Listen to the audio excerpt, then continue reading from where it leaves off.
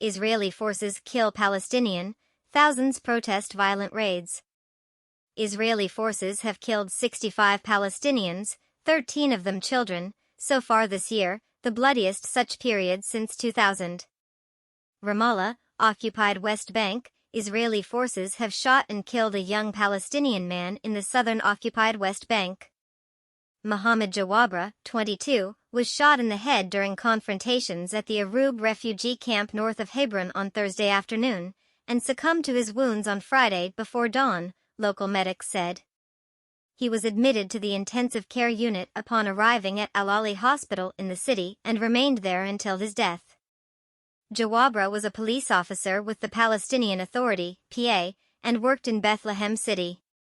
He was also an undergraduate student in media technology at the Palestine Technical University, Kadori, the school said in a statement mourning him.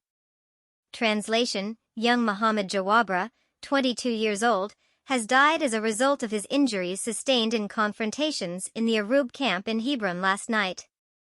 Israeli forces have killed 65 Palestinians, including 13 children, this year so far, and injured hundreds of others, making the first 2 months of 2023 the deadliest for Palestinians compared with the same period since 2000.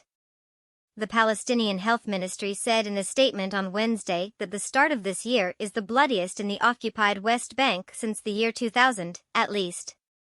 In the past 22 years, we have not recorded this number of martyrs, in the first 2 months of a year. Confrontations with Israeli forces had broken out on Thursday across the occupied West Bank in response to Israel's killing of 11 Palestinians and wounding more than 100 others in the city of Nablus a day prior, in what was described as a massacre.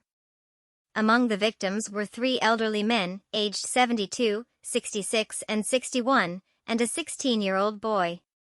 More than 80 other Palestinians were shot with live ammunition, and hundreds suffered from tear gas inhalation. Critical condition.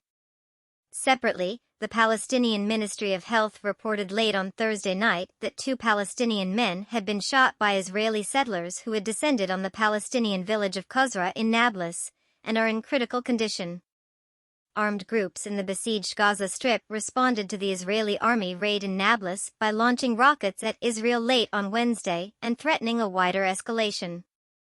On Thursday, a general strike swept across the entire 1967 occupied Palestinian territory of the West Bank, East Jerusalem and the Gaza Strip, with all aspects of daily life coming to a stop in protest to the killings.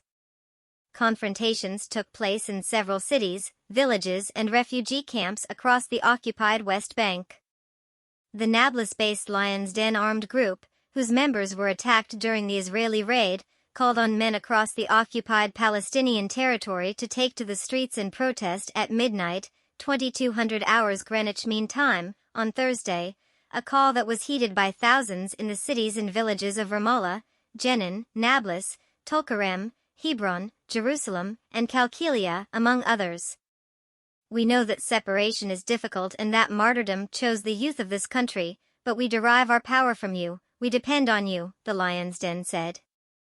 During the battle, between the sounds of explosions and bullets, we were searching for your voices, the sound of chants, and every time we heard them, we knew we were on the right path.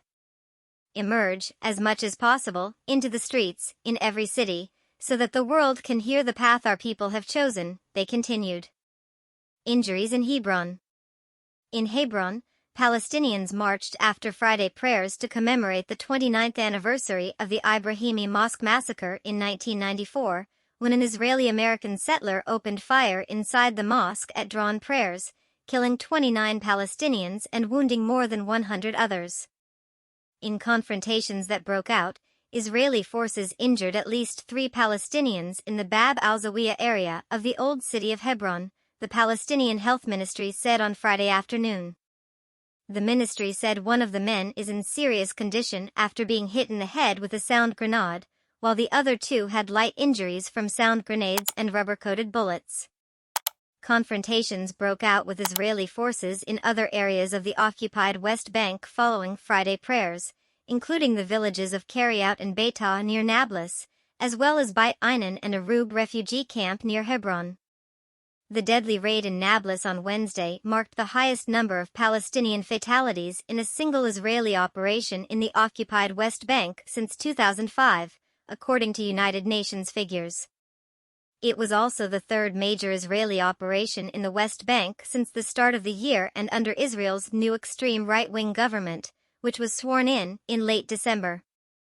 Along with the near-daily killings of Palestinians that have persisted for more than a year, the new governing coalition led by Prime Minister Benjamin Netanyahu has been taking unilateral steps such as announcing major illegal settlement building projects, increasing demolitions of Palestinian homes and imposing collective punitive measures against Palestinian prisoners, all of which threaten to cause an explosive situation on the ground.